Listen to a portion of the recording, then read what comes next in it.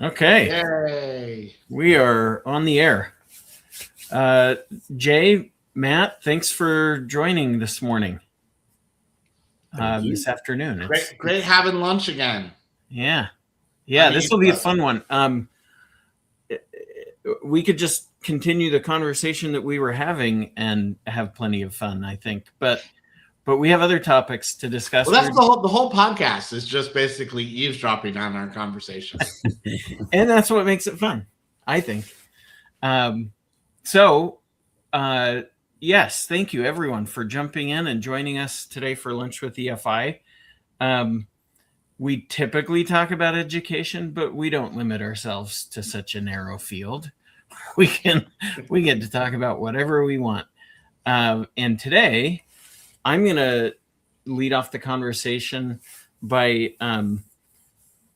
bringing Greenland into the conversation today.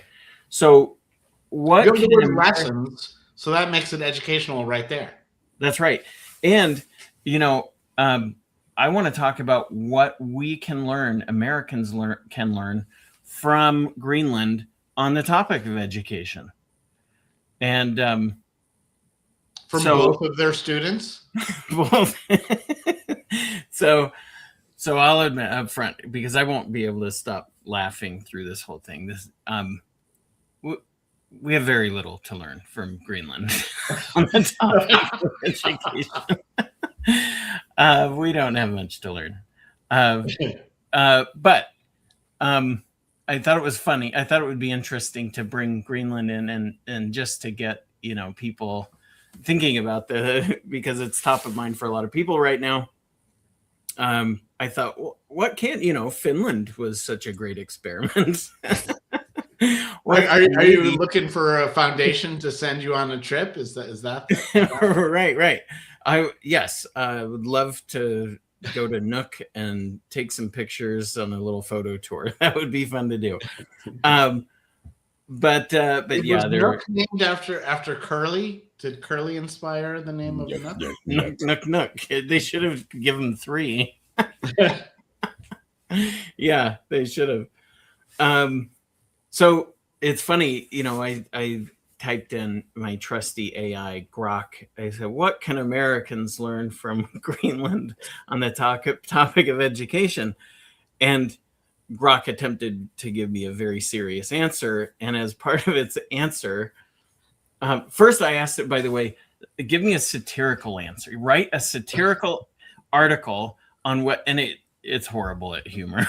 I don't know if anyone knows this, but AI it's not up to snuff on humor, and it doesn't get it. So it's kind of a bad comedian. But if you ask it for a serious article, it's very humorous. So a little bit of reverse psychology. So here's what it came back with. This was funny to me.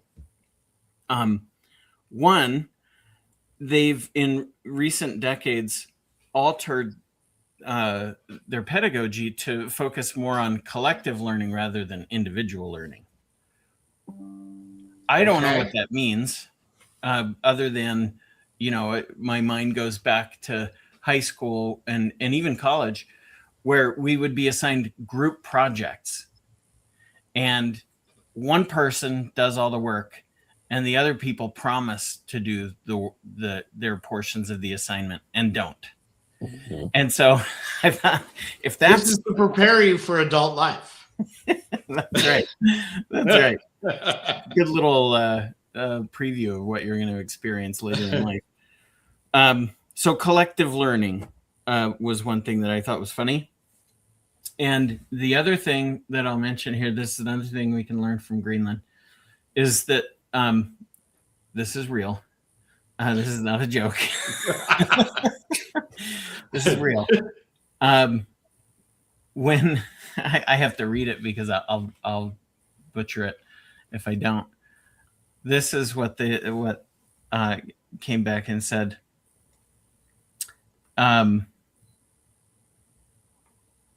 Where did it go? Oh, I've lost it. So I'll butcher it. Make it up. I'll You just have to say it's totally real before you make it up. Right. So this is real. That when they have a mining concern, they have a new spot that they want to go and mine, they will consult indigenous experts on the details of how a particular area should be mined, or considerations that they should look at before they mine a particular area. But they're rarely given any kind of weight at all in the final decision, because so as a matter of process, they consult, but then they ignore. Consult and then promptly ignore the indigenous. Oh, well, that sounds like a common process. Very common. And what's funny is, since about 2016, the indigenous ways of knowing it's been turned into this meme. In 2016, it was a very real thing in the academies, but it still exists in higher ed. It's this fashionable thing to talk about, indigenous ways of knowing. But as soon as you have to make a semiconductor, it promptly goes from consult to ignore. I see. It's like, and you're saying it's all semiconductors now, so right. Yeah, I always get stuck on the indigenous part. I mean, it always wrinkles my feathers a bit, because really it's just T-1 peoples. That's what we mean. The T is right now, and T-1 is the moment before now. Right. And so the people that are often called indigenous peoples are the people who are T-1, but there were T-2 people too. They might be gone, or they might be displaced. And they were conquered by the T-1, and right. And there were T-3 and T-4, and so I'm not saying that there's no respect or deference should be given to the fact that people were in a place before other people were in a place, but it's a little unclear to me exactly what deference we give to that, and to what extent. The use of the word indigenous seems to give a little too much deference, in that it seems to suggest that for time immemorial, this was the land of those people, and that we know that's not true. Right. So I'm not saying, again, I think that some respect needs to be given to the fact that people were in a place before other people arrived, but we need to not overdo that deference, because we also know that there were people before them, and how it is that any group of people come to have authentic title to a collective land gets complicated and is unclear to me. Yeah, I totally agree. Wilfred Riley wrote this book a year ago, 2 years ago, and he talks about exactly what we're talking about, regarding the Native Americans in particular, that if you want to take a snapshot in time and say, well, this is Sioux land. Well, at what point was it Sioux land exactly? Or right, we actually know that the Lakota Sioux in the Dakotas were in, since the time of European settlement in the New World. They had actually were initially observed by the Great Lakes, and they began to be pushed out a little bit as European settlement increased, and they conquered the area of the Dakotas from the Shoshone and displaced them up into the Bitterroot Mountains. So are the indigenous people the Shoshone in the Dakotas, or is it the Sioux? Or is it whoever was there before the Shoshone? And it feels like a bit of a rabbit hole to go down. Now, as to then who has authentic claim to the title of Greenland, my guess is the number of people who preceded Europeans, who are derived from the population preceding European settlement, is very small. Right. And most of them are European settlers involved in fishing communities, I would guess, but I don't know for a fact. So right now, the majority, during my research for this. Asking Grok, I have a podcast, help me. Exactly. This is the high quality content people tune in for. Yes. We spare no expense. Our time means nothing. 56,000 inhabitants on the island, the majority of which are human inhabitants. Let's be clear. We should be clear. Yeah. We should be clear. Yeah. The majority of which are Inuit. Okay. So Inuit are in what would be called indigenous peoples. Right. Like, it isn't the main lesson that Americans need to draw from Greenland come from that great Kurt Russell movie where when the Norwegians are chasing a dog in a helicopter and are desperately trying to kill it, you don't shoot the Norwegians, you shoot the dog, because that dog is not what it seems. So and this is the thing. To do that. Very bad things happen. Oh yeah, exactly. Oh wait, no, that was that gave me nightmares as a kid. Ah, dude, that movie is awesome. The minute you said Kurt Russell, I knew we were in for a treat. I mean, this is the lesson, right? Maybe those Norwegians know what they're doing. I'm sure they strangely don't speak English in the movie, right? Which all Norwegians do, right? But it turns out they knew exactly what they were doing. And, that's why I said 56,000 human inhabitants. We don't know. We don't know about what things there are. How many other, flying saucers are there buried in the ice? That's if I remember my Captain America history, isn't that where he got frozen? No, it could have been. Yeah, I think you're right. Actually, that is. I think so. Are we trying to rescue Captain America? Is that really what this is all about? Could be, but I think it might be about that flying saucer. I'm just, I think the safest explanation for all mysteries is aliens. Right. If I don't understand anything, it has to be aliens. Exactly. Because what else could it be other than that I don't know something? So, there's collective learning. Okay. This is your typical Greenlandic school here. is this the warmth of collectivism, by the way? Yeah. It looks in an igloo. I like that Grok put piles of rocks on there.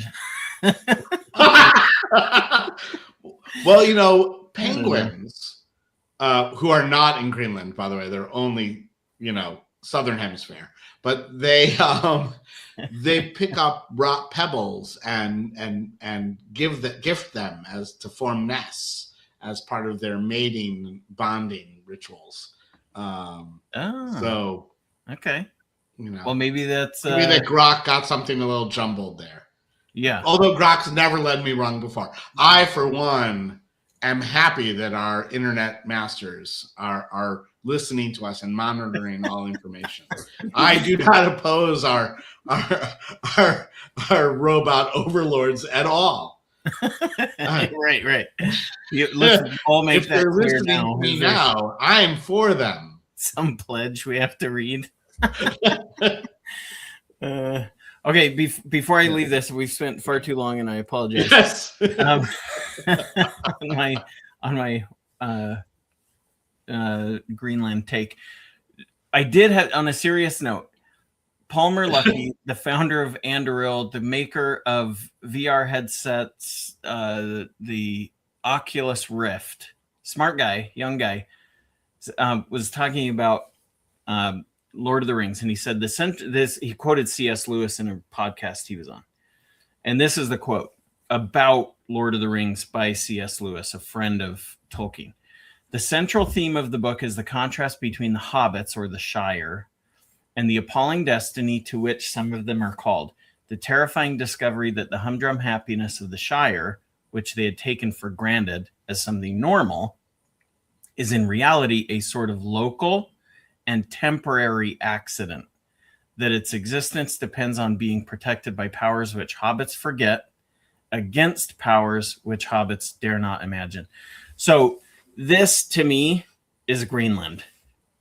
The 56,000 people living in Greenland are the fact that they can seriously institute indigenous ways of knowing and collective learning with zero ramifications to themselves, and probably, and may be able to survive that way forever, depending on what happens with Greenland in the future. I think and you could replace Greenland in my example here with the academy, and probably all of us in our lives in different aspects and ways over time, over the course of our lives, we get to be the Shire, totally protected from reality, oblivious to it, and not grateful in any way for the protective borders that surround. This is G.K. Chesterton, Chesterton's fence in a lot of ways. Like we're messing with things that we probably shouldn't mess with, but we're oblivious and So you're saying we're fighting over pipeweed is what I'm learning. Okay. So these are very important lessons. Have they been learned in Arizona, Matt? Yeah, let's move on to the main dish. That wasn't a great transition, but I'm trying. Well done, Jay. I thought your quote, Matt, was describing Western Europe, not Greenland. But let's leave that aside. So there's good news and bad news from the Grand Canyon State. On the good news side, we now have over 100,000 students in the Arizona Empowerment Scholarship Account Program. Amazing. It really is amazing. How many across all the different choice programs? I would guess around 140,000 ish. Okay. It's hard to tell because there's different. And what's the denominator here? How many kids are there? There's about total 1.2 million. So we're at over 10% choice participants in private choice. Then there's another chunk in charter choice, right? Yeah. 22% or so in charters. And then you also have a lot of open enrollment in the districts, which is probably still the biggest form of choice in the state. So if you say real quick then on this, Matt, if you just say non-district school choice, we're at a third. Oh yeah. Totally.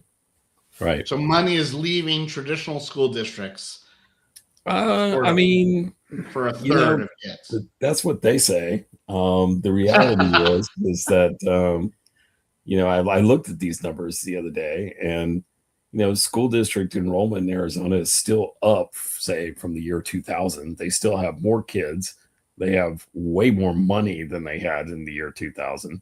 Sure, because kids are moving from New Hampshire. Right? Well, they're right. So the only growing sector right now in Arizona is the ESA program. That's it. All the other ones are either plateaued or in a gradual decline, which is school districts are in a gradual decline. It's quite a milestone. It's kind of shocking to me personally. I mean, it wasn't just a few years ago we were at about 12,000 kids in the program. So it's really a testament to our lawmakers and of former years and current years. Former Governor Ducey, obviously. It's really a great milestone. When Kathy Hoffman was superintendent, she notoriously released the names of all 7,200 students in the ESA program. Yeah. Right. And that would have been about what, 7 years ago? Yeah, 7. Yeah. I mean, yeah. 2019 probably. Right. Yeah. And it's really, there's a lot of really interesting things going on the ground. People, like families, are just kind of finding like-minded families and hiring their own teacher. That's a thing. Micro schooling is a thing.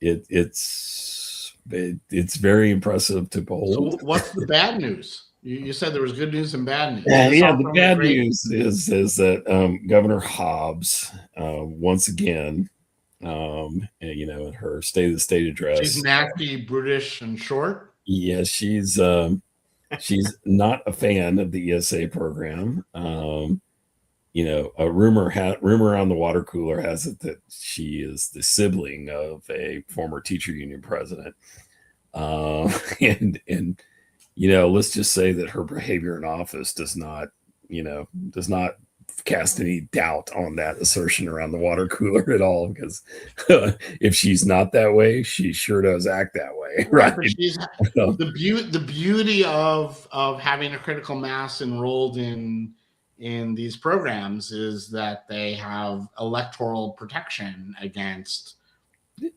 politicians who might wish to go after them, right? Yeah. We get to fight. And right. We'll fight, and we've been fighting for a long time now, and we will win. We continue to win. Right. So the governor's proposals are just mind-numbingly incoherent. First of all, she wants to impose means testing. Okay. Mm-hmm. So she wants to make people who family incomes over $250,000 a year ineligible to participate in the ESA program. Well, what's wrong with that? That sounds reasonable to some people, right? And what's unreasonable about that, of course, is that the average amount of funding going into a child's ESA account is about half that of the average spend in a school district in Arizona. Probably a lower percentage of the wealthier kids. Well, right. So no one has ever been able to explain to me why we should be enthusiastic about spending, say, $20,000 a year on a wealthy kid or a well-to-do kid to go to a school district, but we should begrudge the living daylights out of them opting out of that and getting an $8,000 ESA, right? Right. And especially when the kid's under $250,000, they're in schools with $16,000 per pupil. Right. I mean, it's just, this literally makes no sense whatsoever, right? Yeah. If you're against subsidizing wealthy people, and by the way, let's note that wealthy people pay their taxes, right? Yeah.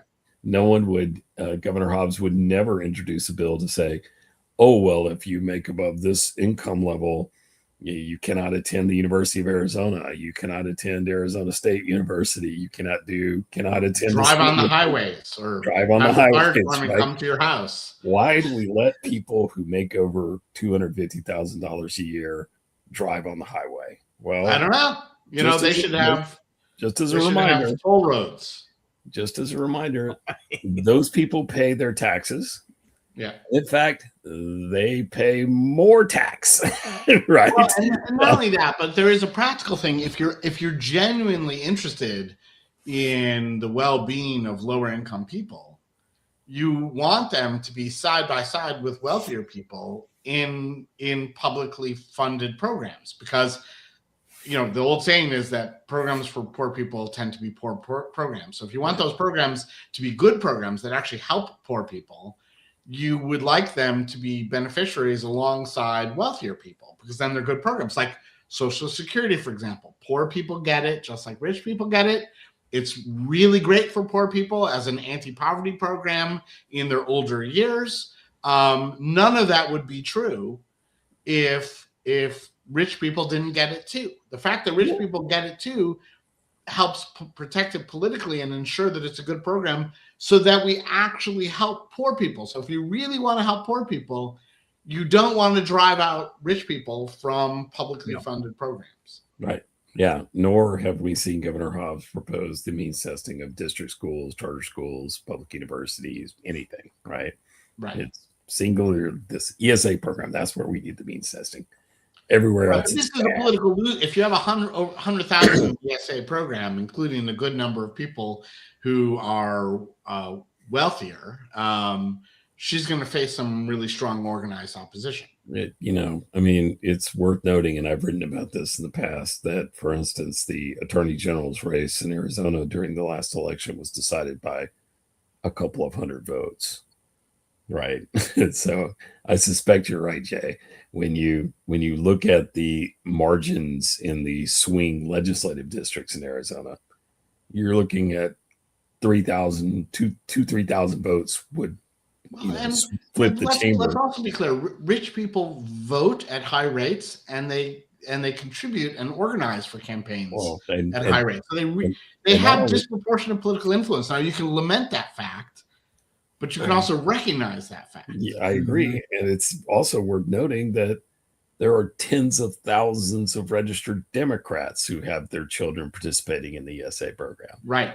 And like the unrelenting hostility that Governor Hobbs and most legislative Democrats in Arizona have shown towards this program is creating a pretty powerful incentive for these people to at least split their ticket.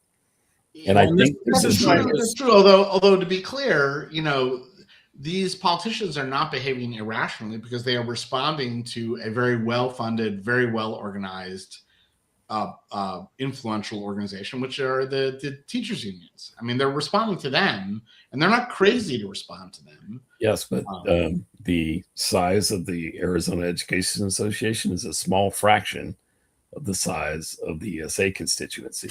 The ESA constituency is many times larger than the AA. So I think there is a miscalculation going on, right? Or maybe it's more of a reflexive cultural impulse, or maybe it's her genuine, deeply felt beliefs. I'm not sure, right? But I don't think this is a good calculation. The second thing that Governor Hobbs has proposed is that we should end the rollover of accounts from year to year. Okay. Mm-hmm. So currently, if you don't spend the full amount of money that you get in an individual year, you can carry forward that balance to the next year. Okay. And once you graduate from high school, you have a limited amount of time where you can actually use any remaining ESA funds you have on post-secondary education expenses. Okay. Now, ultimately, if you don't use those funds, they're regained by the state general fund, right? So they're not yours in perpetuity, forever, right? But so Governor Hobbs has proposed ending that feature so that every dime you get every year becomes use it or lose it. Okay. Right. Well, that's how the government bureaucrats she likes work, right? Well, they're accustomed to use it or lose it. So they don't understand the cost efficiency that for someone who has also spent a lot of time complaining about, misuse of funds in the program, which, by the way, is very small. It doesn't 1%. Yeah, it's very small, but of course, in any publicly funded program, there's going to be some misuse of funds, right? But she's railed against the misuse of funds. Some of her flying monkeys in the journalism community in Arizona, like we'll go and latch on to like, oh my God, someone bought a diamond. They still have a community? Yeah, kind of. Yeah. I mean, I didn't know there were enough of them employed. It's a campfire at the AEA summer camp or something. In Nook. In Nook. But in Nook, yeah, in the igloo. But in any case, this would absolutely encourage the misuse of funds. Like this is why we have, $900 toilet seats in the Pentagon and all the rest of this sort of thing, right? Because when your incentive is use it or lose it, you're gonna use it, right? Yeah. You don't have any incentive to economize. Exactly. That's right. It'll be at least be inefficient. It is potentially misused. Why these things are called education savings accounts. It right? also helps, by the way, lower tuition rates at private schools for non-ESA participants, because what the danger is when you have choice programs with a fixed dollar amount that's use it or lose it, the incentive is for every private school to raise its tuition to that amount. Right. Because why not? It's just free money to everyone. But if families can roll over those funds for later use, then schools have to compete on the basis of tuition, which lowers the cost of those private schools for everybody, not just the publicly subsidized. Yeah, and the uses outside of private schools are also help with that problem, right? I mean, Right. you don't have to go to a private school. You can put together an education for your child that does not involve a private school with ESA. Right.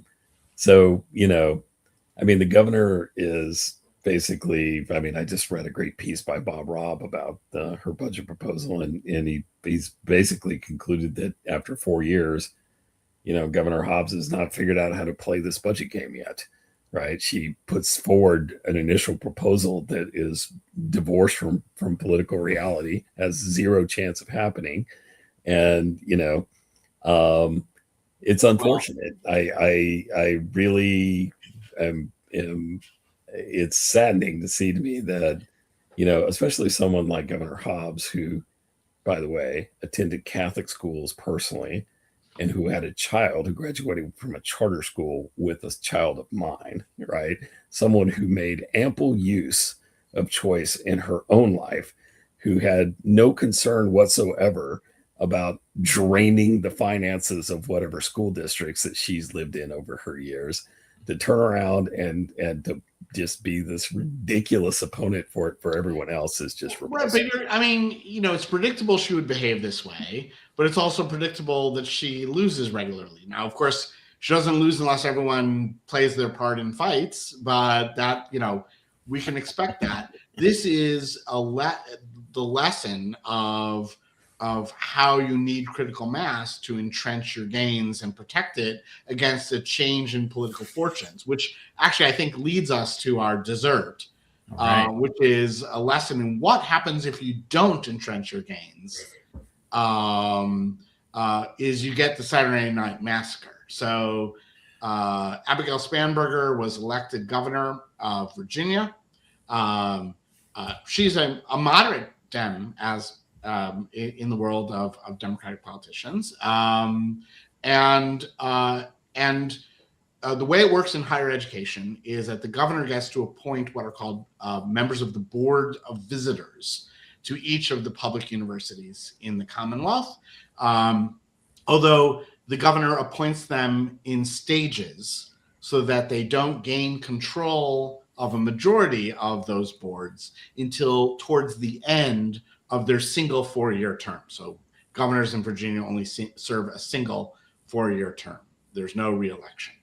Now, Youngkin was in the process of appointing his people to those boards, and to howls of protests from people within those universities, from leaders of the AAUP in the state, Commonwealth, who said that this was a politicization of higher education.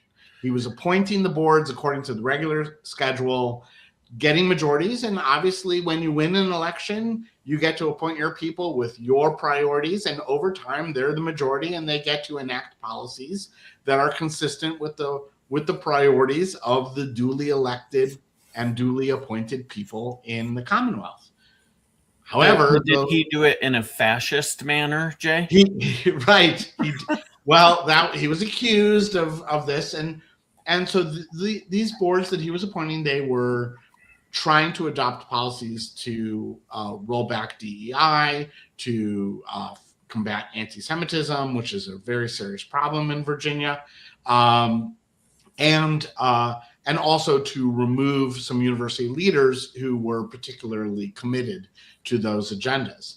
They did succeed at UVA in removing the president. They got a majority on the board to do that. But at George Mason University, which is the largest public university in Virginia, they had the majority, but they failed to remove the president, holding it off until a later meeting. But then there never was that later meeting because the legislature began to block Youngkin's appointments from being confirmed, which then denied the quorum necessary for the Mason board to meet. And so towards the end there, they just had these vacancies of unfilled positions where they didn't have a quorum and they couldn't act. Spanberger comes in on day one, Saturday or first day. She demands that Youngkin appointees resign or face being fired. So they resign. So she has all those vacancies of the people that she's fired, basically, forced to resign. And she has all the vacancies of the spots that were left blank by the legislature slow walking the confirmations. And so she, in one swoop, on her first day, appointed majorities to all the boards. Okay? When previously Youngkin was gradually appointing people and didn't have the majorities until later, majorities right away. Complete takeover of these institutions and their boards, which is a deviation from normal process, might be seen as political interference, but no, this is portrayed as defending the universities. This is democratic, not fascist. When you do it, it's politicizing. When I do it much more seriously, like in one swoop, not gradually, when I do it, that's defending, that's protecting, okay? So let's actually look at an example of who is being characterized here as the politicizer and who's being characterized as the defender. So at George Mason, one of the people that Youngkin nominated for the Board of Visitors is Ken Marcus, who is the head of and founder of the Brandeis Center. He's one of the nation's leading civil rights attorney combating anti-Semitism in higher education. And Mason, by the way, has a very serious anti-Semitism problem and is under investigation by the federal civil rights officials for those violations. They've had several students arrested for violent threats against Jewish students, in addition to mass protests and so on, that also contributed to a climate of anti-Semitism on campus. And so the legislature blocked Marcus from taking the position. Okay, he's appointed, but they don't let him take the position. And so he's politicizing because he's going to be appointed and he's going to combat anti-Semitism. That's politicizing. But then Spanberger on day one appoints a majority to the Mason board, including former representatives James Moran and Tom Davis. These are both former members of Congress, both of whom happen to be lobbyists for Qatar. Jim Moran is now a registered agent for Qatar, and Tom Davis is a subcontractor to his lobbying firm, lobbying on behalf of Qatar. So one of the largest foreign donor politicizing universities to advance the agendas of Hamas and Muslim Brotherhood, both of whom are sponsored by Qatar. That is defending universities.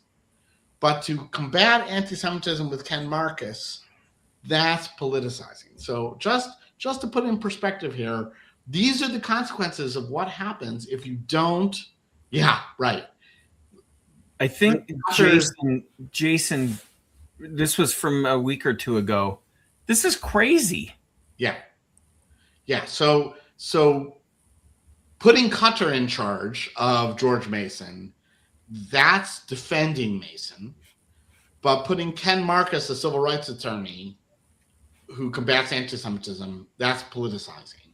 Right. Now, look, elections have consequences.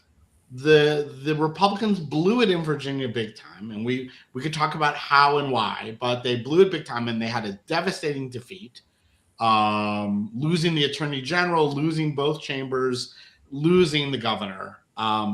And so, yes, you could expect the Dems are going to pursue their priorities. Now, we could lament that the priorities somehow are consistent with Qatar's, and I don't understand why that is. But leaving that aside, this is what happens in politics when you lose elections and don't entrench your gains. They didn't remove. So you just said entrench. You just said entrench, and I want to. Here's a question I want to. When we say UVA, they removed the president. They adopted policies against DEI. It's going to be, even with a majority appointed by Spanberger, it's going to be hard to undo all of that, to reverse all of that. I mean, they'll work on it, but it's not easy to reverse it. At Mason, they didn't entrench it because they didn't remove the president. Right. Yeah. Okay, so here's a question that I have, and I've heard this. You've both have heard this argument. or at least the question posited. And I'm curious to your guys' take on this. And by the way, we're way over time, but I don't care. I'm fine. You guys, and you guys, if you need to, head out for any reason, that of course is fine.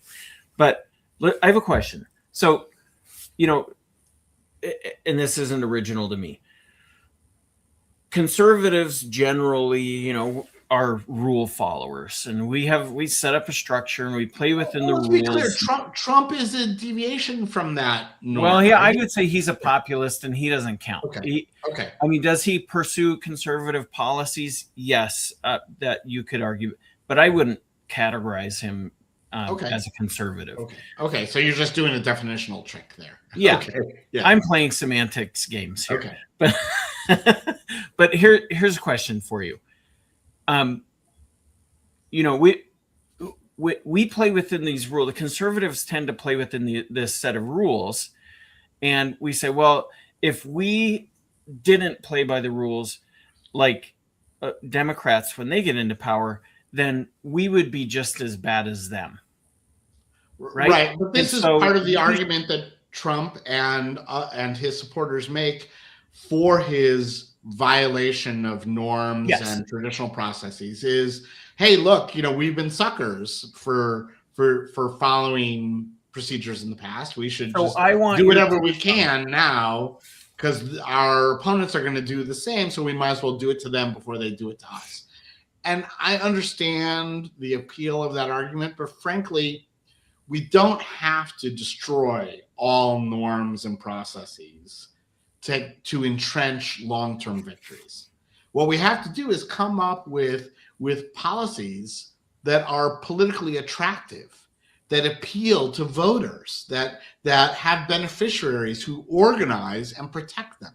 So ultimately, there is no permanent victory in politics, right? There are elections over and over and over again.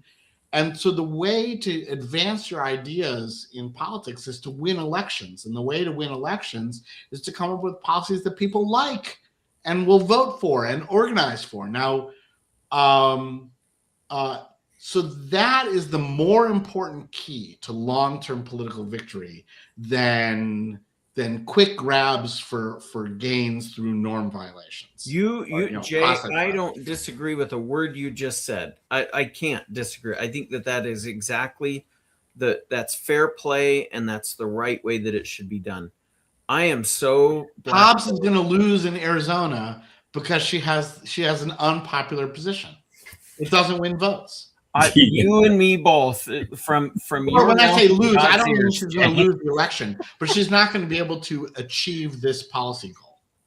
Well, and because it's a loser electorally. I actually believe in this because we're at critical mass, and that's why it's so just vital that we got to critical mass as quickly as possible, from 7,000 to 100. You need low regulation and family friendly policies and regulations so that people are attracted to these programs and enroll in them very quickly. Yeah. So they become protected. The rapid growth of the ESA program in Arizona saved it from absolute assured destruction. There's no question in my mind. Right. I think now I just every day am learning more and more just how jaded I am. Because not on the ESA, I think that out of the rhetoric out of Hobbs is really just so much bluster in my mind. I don't think that gets any actual traction. Now, does it spur media, coverage of the fraud here and the fraud there? Yes, it absolutely will. And it will cause a lot of consternation and a lot of hand wringing among supporters. There's no question in my mind. But does policy change? I don't think so. I'm not so jaded on that. But for the structure of our government writ large, I love that you're so optimistic, Jay. I wish I could. Well, I mean, I think we're in for a couple of years in the wilderness here. frankly. It's going to be pretty painful here for people concerned about the issues that we're concerned about. But that's largely because unpopular policies and improper processes turn off voters and cause you to lose elections. So do you think that Spanberger's Saturday night massacre will result in voters becoming disillusioned with her? I think that is no, that's not going to draw. I think it will hurt Virginia universities. I mean, frankly, faculty and students and donors have choices. They're very mobile. They can go places. They don't have to go to Virginia universities. And UVA is one of the kind of upper tier public universities in the country. And I think that the more that Spanberger monkeys with it, the harder it's going to. I mean, one of the things she did is fired a guy who just gave $100 million from the Board of Visitors. He was one of the people she fired. I mean, this is probably not good for the university. If that $100 million didn't come from Qatar, I don't want it. Right. So this guy Paul Manning, I guess. I don't know him very well, but that's my what I've read. So now look, when you win, there are some spoils to victory, and you get away with some stuff that isn't necessarily that popular, but you get to pay off your friends and things you believe in, and she's doing that right now. I mean. And because voting is kind of an inefficient form of communication, there are many different policy areas, and people have to prioritize which is the thing that motivates them to vote. They don't vote on every issue. They just vote kind of collectively, and they're prioritizing some issues over others. I strongly suspect that economic issues, people's personal economic well-being, trump a lot of other considerations. So probably the biggest thing in Virginia right now is that there are a whole lot of people in Northern Virginia whose jobs were put on the line, and they didn't appreciate it, and they're voting accordingly. And, we have to reasonably expect that that's going to happen if you decide to go after a bunch of public employees. Yeah, the bigger question I think Matt's getting at, it makes me think about, Thucydides and the contrast between the Pericles' funeral oration, right, where he gives this magnificent speech about the greatness and liberality of Athens, right? At the end of it, you're like, yes, Athens, right? And later on in the book, you get into the Melian dialogue, right? The Melians are an island, as I remember, and all they want is to stay out of this ridiculous, bloody 27-year-long war. They just want to be left alone, right? And they make this argument to the Athenians that, like if you were to crush us just because we want to stay out of this war, right? This would be like this huge hit to your reputation, right? Like the greatness of Athens would be diminished in the eyes of Hellas. And it's unthinkable that you could do this. And the response the Athenians give is the strong do what they can and the weak suffer what they must. Right? Right. And it is the most chilling thing to read, right? Right. You realize that everyone is a villain now, right? Everyone. Right, there's truth to that. Of course, there's right? truth and political wisdom in that. But if that becomes your governing mantra entirely, then you cease being civilized. So part of civilized societies is they try to invent rules and processes and norms that insulate us from living in such a world. Exactly. But when people rules are only as good. This just came up with NATO and the UN. International law. So the international arena is described in this way, but because there is no global community, there is no world civilization or society, but there is within a country. Within a country, we have an American civilization, we have an American political system, and we do have laws and norms and traditions that we need to think about and preserve as conservatives, so that we remain civilized. Now, I don't want to be a loser, and I understand the logic of grabbing gains when you can, and I understand that your opponents will do it when they can. I get that. The argument that the other side are villains, and therefore we must be villainous first so as to strike before they can impose their villainy. Right. So we go from Thucydides to the mafia film of like, do it to the guy before he does it to you. Yeah, or Willie Loman said, you never fight fair with a stranger, right? I mean, that is a very seductive argument, and there is a logic to it, right? But it is also horrible, right?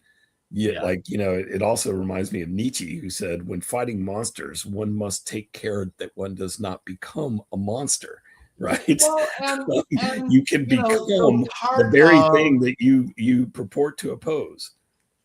Right. Part of American values, though, is that voters, they do care about the material gains, but they also care, at least to some extent, about these processes. I mean, it's not the thing that drives every election, but it is a thing that they consider.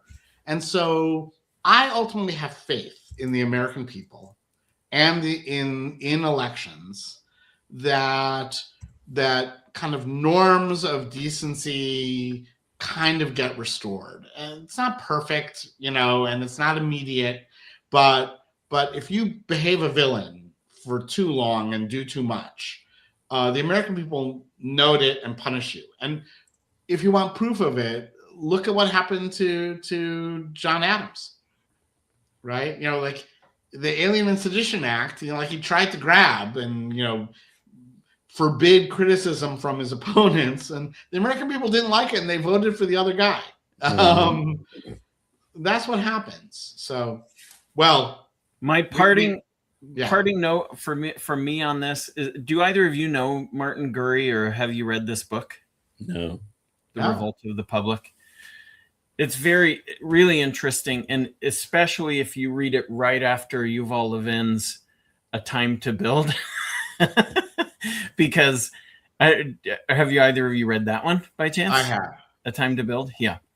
So if you read that and then read Martin Gurry's book, it's a really interesting juxtaposition. You kind of get these both angles where they're both saying, like, we're in trouble. Institutions in America are in trouble. Gurry says why specifically, and he puts his finger on that. Levin does. He talks about the why behind it too, but Gurry is much more specific about it. Anyway, I highly recommend the book. I have think to go read it. Yeah, it's great. I would love to talk to Martin sometime on a podcast, and get him to talk about education in the context of his book, but or vice versa. But anyway, this has been great. Look at us. We've referenced Tolkien, Thucydides, The Thing. Don't forget The Thing. Kurt Russell. The Thing. I mean, there's so much cultural education going on here. Yep. I feel intellectually full from our lunch. Me too. That all of it. Not so much the appetizer. That didn't feed me. No, it was fun. It was fun. I liked the igloo drying, with the piles of rocks. That was good. Grok outdid itself there. Yeah. Okay. Well, thanks everybody. Thanks for jumping in. We appreciate it. Looking forward to the next lunch. Sounds good. Okay. Take care. Bye.